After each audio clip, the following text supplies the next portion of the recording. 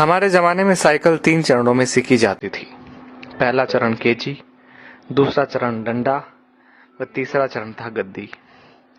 तब साइकिल चलाना इतना आसान नहीं था, क्योंकि तब घर में साइकिल बस एक होती थी जिसे पापा ही चलाया करते थे। तब साइकिल की ऊंचाई 24 इंच हुआ करती थी, जो खड़े होने पर हमारे कंधे के बराबर आती थी। ऐसी साइकिल से गद्दी चलाना मुनासिब नहीं होता था। केची वो कला होती थी जहां हम साइकिल के फ्रेम में बने त्रिकोण के बीच घुसकर दोनों पैरों को दोनों पेंडल पर रखकर चलाते थे।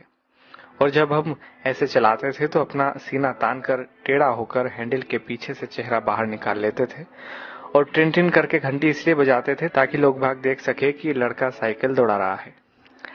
आज की पीढ़ी इस एडवेंचर से महरूम है। उन्हें नहीं पता कि 8-10 साल की उम्र में 24 इंच की साइकिल चलाना जहाज उड़ाने जैसा होता था। हमने ना जाने कितनी दफा अपने घुटने और मुंह तोड़वाए थे। और गजब की बात तो यह है कि तब दर्द भी नहीं होता था। गिरने के बाद चारों तरफ देखकर चुपचाप खड़े हो जाते थे, अपना निक्कर पोंछते हुए। अब तकनीकी ने बहुत तरक्की कर ली है। 5 साल के होते ही बच्चे साइकिल चलाने लगते हैं, वो भी बिना गिरे। 2-2 फीट की साइकिल आ गई है और अमीरों के बच्चे तो अब सीधे गाड़ी चलाते हैं। छोटी छोटी बाइक उपलब्ध है बाजार में।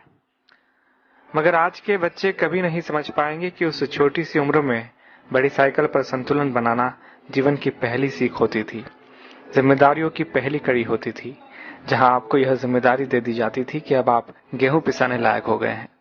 इधर से चक्की तक साइकिल डुगराते हुए जाइए और उधर से केची चलाते हुए घर वापस आइए। और यकीन मानिए, इस जिम्मेदारी को निभाने में खुशियां भी बड़ी गजब की होती थी। और यह भी सच है कि हमारे बाद केची प्रथा विलुप्त हो गई है। हम लोग ही दुनिया की आखिरी पीढ़ी है जिसने साइकिल चलाना 3 चरणों में सीखा था।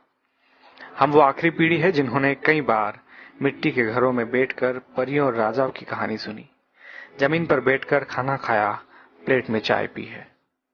हम वो आखिरी लोग हैं जिन्होंने बचपन में मोहल्ले में मैदानों में अपने दोस्तों के साथ परंपरागत खेल, गिल्ली डंडा, लुका छुपी, खो खो, कबड्डी, कंचे जैसे खेल खेले हैं। हम वो आखिरी पीढ़ी के लोग हैं जिन्होंने कम या बल्ब की पीली रोशनी में होमवर्क किया है और नोवेल पढ़े हैं।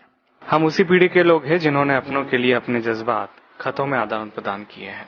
हम वो आखिरी पीढ़ी के लोग हैं जिन्होंने कूलर, एसी व हीटर के बिना ही बचपन गुजारा है। हम वो आखिरी पीढ़ी के लोग हैं जो अक्सर अपने छोटे बालों में सरसों का ज्यादा तेल लगाकर स्कूल और शादियों में जाया करते थे। हम वो आखिरी पीढ़ी के लोग हैं जिन्होंने स्याही वाली दवात या पेन से कॉपी, किताबें, कपड़े और हाथ काले नीले किए हैं। हम वो आखिरी लोग हैं जिन्होंने टीचर से खूब मार खाई है। हम वो आखिरी लोग हैं जो मोहल्लों के बुजुर्गों को दूर से देखकर नुक्कड़ से भागकर घर आ जाया करते थे। हम वो आखिरी लोग हैं जिन्होंने गोदरेज सोप की गोल डिबिया से साबुन लगाकर शेव बनाई है, जिन्होंने गुड़ की चाय पी है, काफी समय तक सुबह काला या लाल दंत मंजन या सफेद टूथ पाउडर इस्तेमाल किया है। हम निश्चित ही वो आखिरी लोग हैं जिन्होंने चांदनी रातों में रेडियो पर बीबीसी की खबरें, विविध भारती, ऑल इंडिया रेडियो और बिनाका गीत माला जैसे प्रोग्राम सुने हैं। हम ही वो आखिरी लोग हैं जब हम सब शाम होते ही छत पर पानी का छिड़काव किया करते थे। उसके बाद दरी चादरें बिछाकर सोते थे। एक स्टैंड वाला पंखा सबको हवा के लिए हुआ करता था। सुबह सूरज निकलने के बाद भी ढीठ बने सोते रहते थे।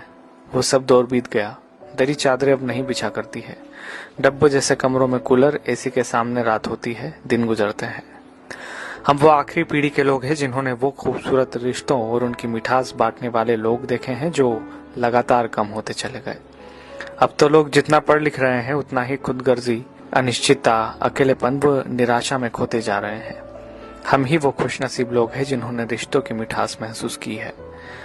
हम एकमात्र वह पीढ़ी है जिसने अपने माँ बाप की बात हमेशा मानी है और बच्चों की भी मान रहे हैं।